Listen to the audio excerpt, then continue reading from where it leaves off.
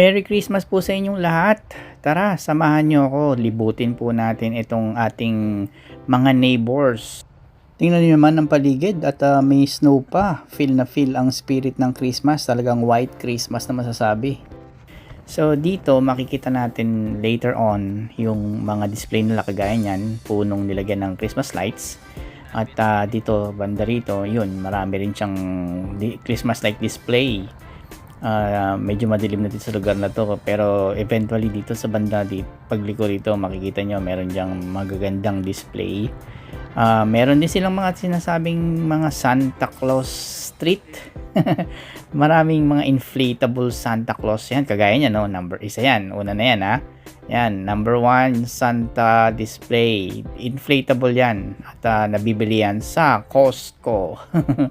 So kapag next year at naisipan yung maglagay niyan, alam nyo na kung saan kayo bibili.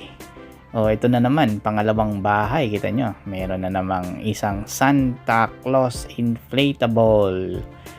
Ewan ko lang kung ilang feet yan, siguro mga 9 feet siguro ang taas niyan. Meron na rin yan taling kasama at pwede nyo siyang i-hook sa ground para kapag lumakas ang hangin, hindi na siya tutumba at hindi babagsak. Kaya okay siya.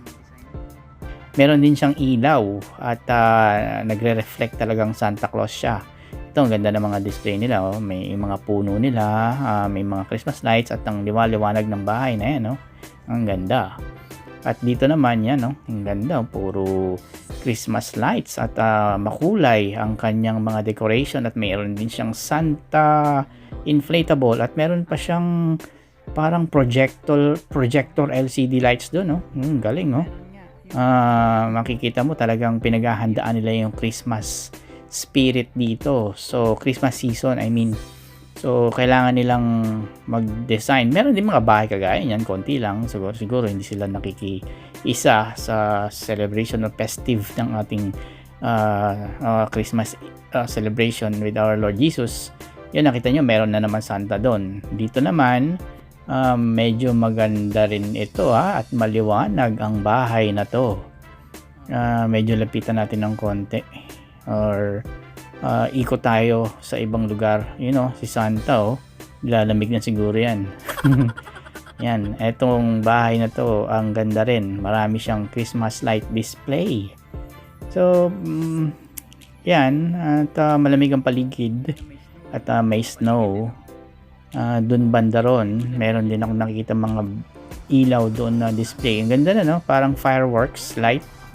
Ganda niya, parang kumukuti-kutitap. So yan, may idea rin kayo kung ano pwedeng ilagay sa bahay ninyo next year. Moving on, dito sa banda rito, may malaking bahay. Parang isang lote to ng buong pamilya or magkakamag-anak sila. Sakop nila yung isang buong block ng lote. Sana magkaroon tayo ng ganon, di ba?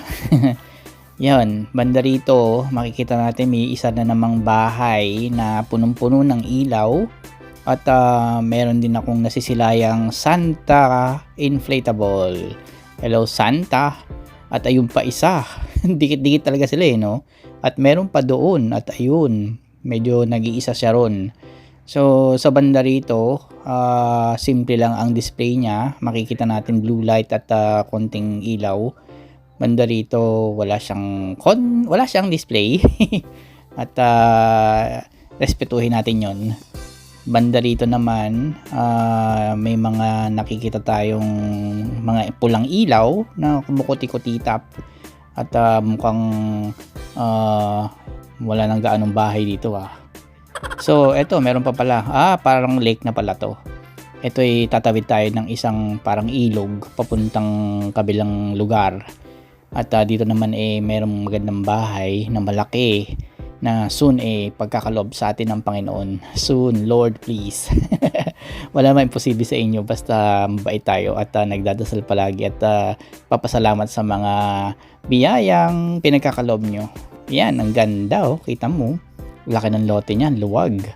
At mukhang ganyan ang ideal house na mapapasa atin na soon. Soon. Wala may posible. So ayan, ang ganda rin, liwanag. At ang puno ay totoong Christmas tree. Dito talagang pinalibutan niya, buong paligid, buong bahay niya, buong driveway, pati mga puno niya sa baba, ang ganda. Oh, tinan mo, pati branches ng tree. Wow. Talagang parang ano yan eh, dinadayo. Sa banda rito, main highway na to, makikita natin dito yung pinakamaganda sa lahat ng nakita nyo. Banda rito, akitan tayo ng konti. Ayun, nasisilayan ko na. At yan yung highlights ng mga Christmas display na pinupuntahan ng mga tao dito na pinaghirapan talaga. Yan po ang bahay ng ating kapatid na pinaghirapan nating lagyan ng Christmas decoration at Christmas lights. Yun, hanggang dito lang siguro mga kaibigan. So, Merry Christmas po sa inyo. Pagpalain po kayo ng Panginoon. Huwag po kayong titigil sa inyong mga pangarap at tuparin nyo lahat ng pangarap ninyo at manalangin tayo sa Panginoon lagi. So, sa mga aspirants, ganun din. So, tuloy nyo lang at pagpursigihan nyo yung inyong mga pangarap. God bless you all. Follow and like na lang po ulit. Thank you so much. Ituloy mo ang pangarap mo, magtiwala ka. Pinoy Bisito.